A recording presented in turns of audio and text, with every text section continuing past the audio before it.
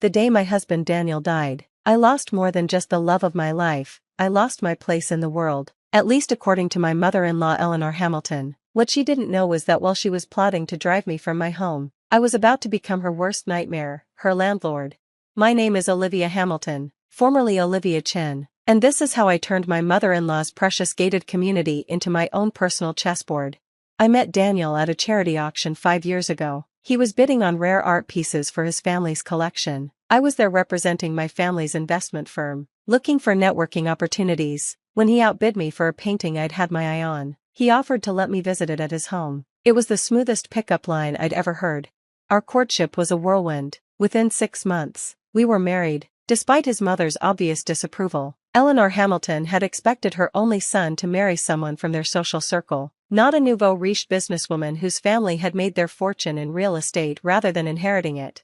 At least she's not completely poor, I overheard Eleanor telling her friends at our wedding reception. Though one can never be too sure about these self-made types, Daniel found her attitude amusing. Don't let her bother you, he'd say. Mother's stuck in the last century. She still thinks marriage should come with a family crest. We were happy, genuinely happy, for 4 beautiful years. We lived in his mansion in Oakwood Heights, the most exclusive gated community in the city. Daniel continued managing his family's art collection while I expanded my family's real estate holdings. We talked about having children, about growing old together.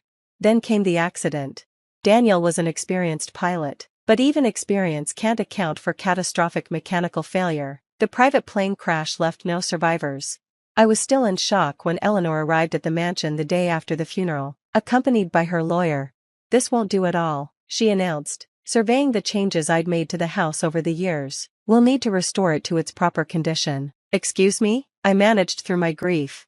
Oh, dear, she said with false sympathy. Surely you don't expect to stay here. This is a Hamilton family home. It's been in our family for generations. I'm a Hamilton now, I reminded her, and Daniel left everything to me. Her smile turned cold. About that, there seems to be some confusion about the will. Some documents have surfaced that might change things. The lawyer stepped forward with a folder. These papers indicate that the house was never actually transferred to Daniel's personal ownership. It remains Hamilton family property, under the control of the family trust. Mrs. Eleanor Hamilton, as trustee, has the authority to determine its occupancy. I recognized the game immediately. Having failed to prevent our marriage, Eleanor was trying to erase me from their family history. She wanted me gone, out of their precious house, out of their exclusive neighborhood.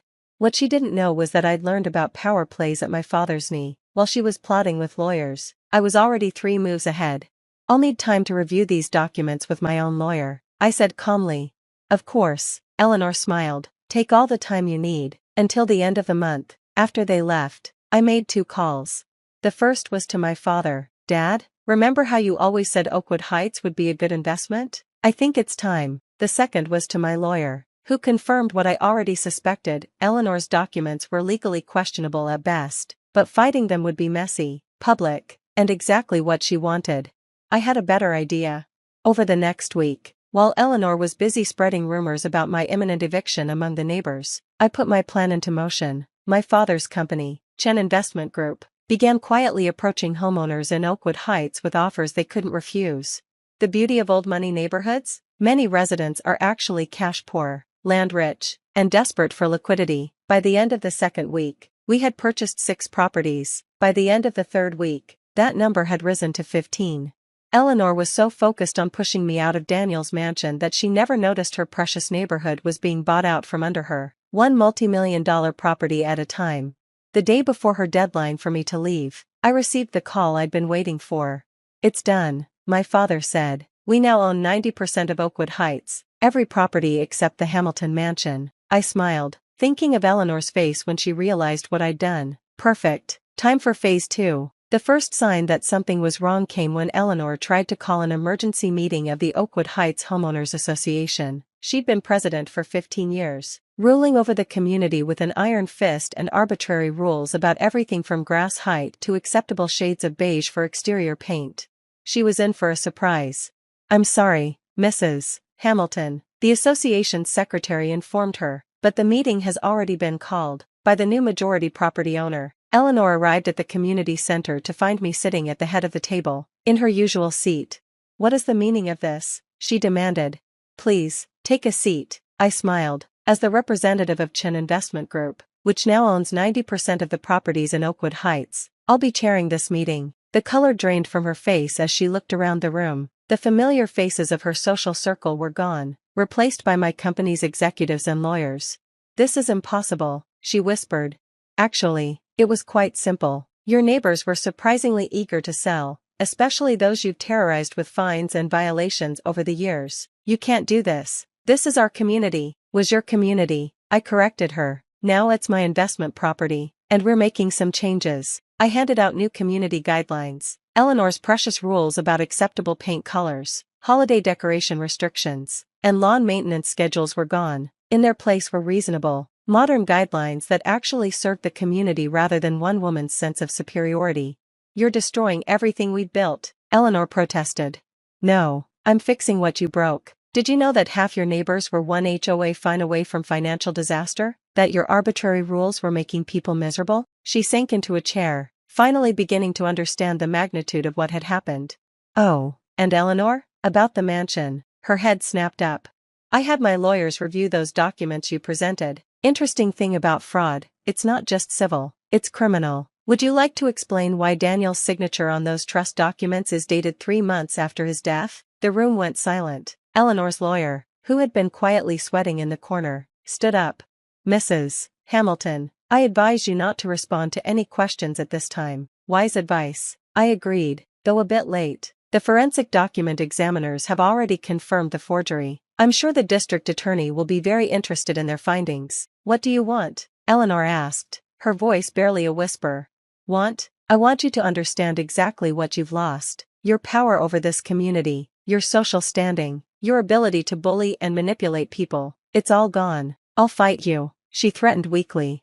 With what? The money you spent on forged documents? The influence you had over neighbors who no longer live here? Face it, Eleanor, you're now living in the only house in Oakwood Heights that you don't control. I stood up, smoothing my dress. Oh, and about those community guidelines? Your house's paint is no longer an approved color. You have 30 days to repaint. I'm thinking perhaps, hot pink? Eleanor's face turned almost purple. You wouldn't dare. Actually, as HOA president, I would. Consider it your first violation, 3 violations, and we can put a lien on your property. I learned that from reading your old rules. As Eleanor stormed out, one of my executives leaned over. Isn't this a bit petty? Petty? I smiled. This is just the beginning. Eleanor spent years making people feel small and unwelcome in their own homes. Now she's going to learn exactly how that feels. Over the next month, Eleanor received violation notices for everything from her mailbox height to her garden gnomes. Each fine came with a personal note, just enforcing the standards you created. But the real stroke of genius came when I started renovating the surrounding properties. Modern designs, vibrant colors, and Eleanor's worst nightmare, affordable housing units that would bring new money into her precious enclave.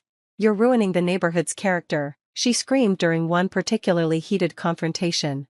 No, Eleanor, I'm giving it character, real character, not the artificial uniformity you imposed. And the best part? You can't do anything about it. Her social circle, those who hadn't sold their homes to me, began to distance themselves. After all, Eleanor Hamilton was no longer the power player she once was. She was just another resident, living in an increasingly diverse and vibrant community that she hated but couldn't escape. Phase 2 was complete. Her power was gone, her influence shattered, and her precious community was transforming around her. But I wasn't done yet, not even close. The real breaking point for Eleanor came when I announced the renovation of the community center into a public arts space, dedicated to Daniel's memory. The Daniel Hamilton Memorial Arts Center will be open to the public, I announced at the groundbreaking ceremony, featuring rotating exhibitions of emerging artists, free art classes for local children, and community events. Eleanor, who had been forced to attend as the only remaining original resident, looked like she'd swallowed poison. Daniel would have hated this, she hissed during the reception, opening our exclusive community to everyone. I turned to face her, keeping my voice low but firm. Daniel was the one who suggested it. Actually, 3 months before the accident, we discussed turning the community center into an arts space. He said Oakwood Heights needed more life, more diversity, more art. You're lying, am I? I pulled out my phone and played a video, Daniel and me, sitting in our garden, discussing plans for the community, His enthusiasm was obvious as he talked about making art accessible to everyone, not just collectors like his family. Eleanor watched, tears forming in her eyes. For the first time, I saw something crack in her perfect facade. I never knew he wanted this, she whispered. There's a lot about Daniel you never knew. You were so busy protecting your idea of who he should be, you never saw who he really was. The arts center was just the beginning. I began implementing all the changes Daniel and I had dreamed about. The tennis courts were converted into a public garden. The exclusive clubhouse became a community education center. The gates that had kept the world out were replaced with beautiful archways welcoming people in. Each change was like a personal attack on Eleanor's worldview, but it was also a testament to who Daniel had really been, someone who wanted to use his privilege to help others, not exclude them.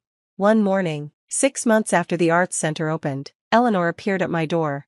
I want to show you something, she said, holding out a box of old photographs.